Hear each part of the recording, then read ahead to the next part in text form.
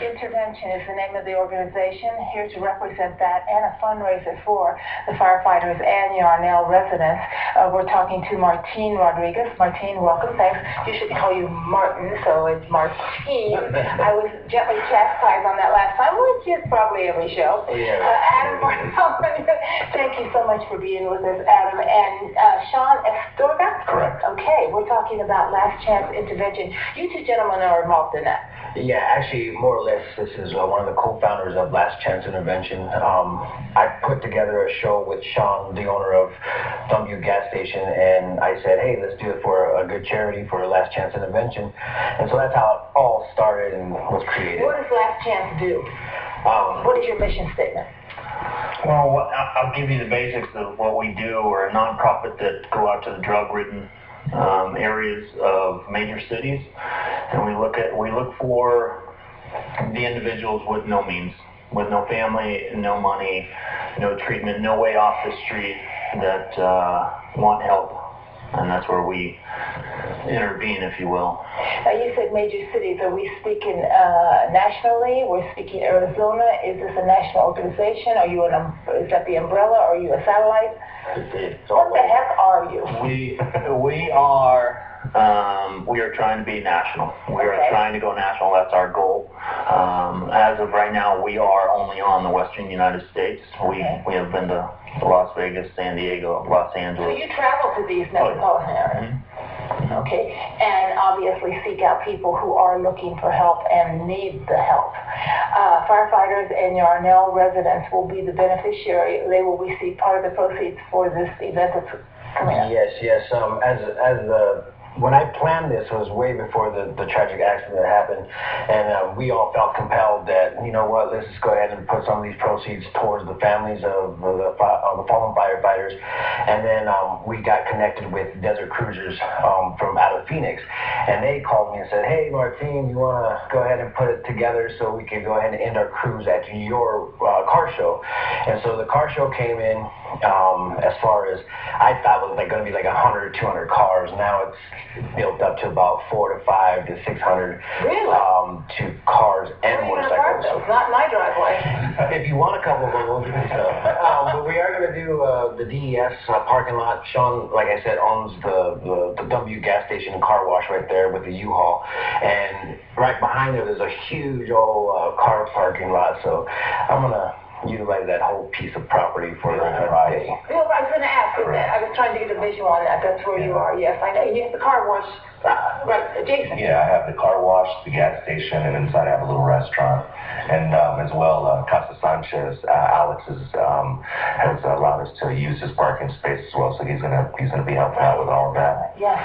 And as far away as where we are seeing people come with their automobiles. I actually got a message from Texas saying that they're coming from Texas, and they're like, yeah, we're going to come to Texas, we want to support this, and there's still enough room. And I'm like, you know, it's open until after 400, what's one more, right? Yeah, whatever. It is what it is. Annual car show, classics, antiques, everything, rods, street rods, what are we doing? I'm definitely not segregating this show.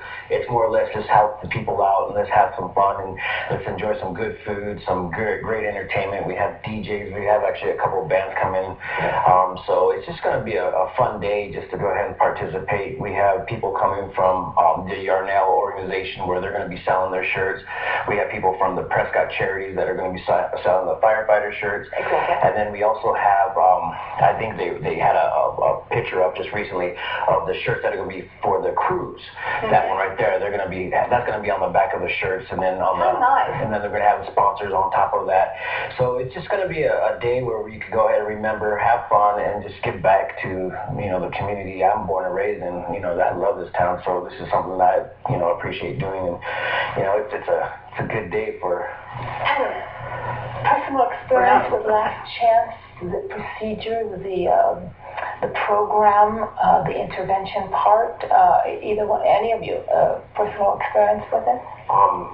I haven't. Okay. Me personally, I actually had a person that was, falling into the drugs, and so when they actually came to me, I was like, man, this is a freaking awesome thing. So to me, it's very cool what these guys are doing as far as going out there, taking time out of their lives to go and help another person's life. Another little bit of history of, obviously we know how this was put in place, but give us a little background of your involvement in it, Adam.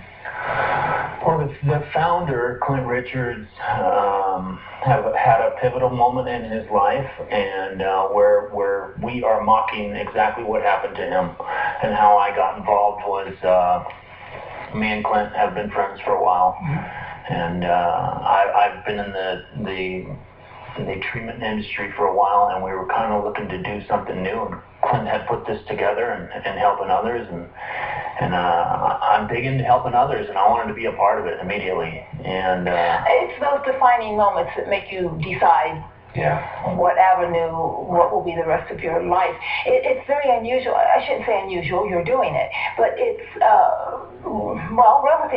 relatively unusual to go to the street to help people. Usually organizations and events and whatever wait for the person to walk in the door and ask for help. Am I off base here? No, you're exactly right. It's a crazy little feat, but I tell you what, they've actually brought people back there saying, I'm done with this place, and I want a new leaf on life.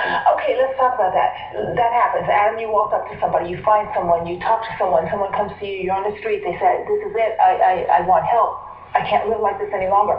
What's the next step? The next step is we put them in a car. Prior to that, we have to set up treatment centers that will work with us, and we don't want to enable them, but we want to help them. So we put them in a car and we bring them to the facility that they're going to get sober. Would that be the nearest facility? No. We work with multiple facilities. Before we leave on our expeditions, we have the facility set up, ready to go. Okay. Wow. So then we pound the pavement and we go out on the streets and we get maybe one yes out of 100 no's. So a lot of people just aren't ready. So it's a tough feat. And we've talked about this a number of times on the show with various treatment centers, rehab organizations, and when we talk about this topic, the person has to want to do this. You can't talk someone into it, can you? No. We have a screening process. Where we want them to be ready.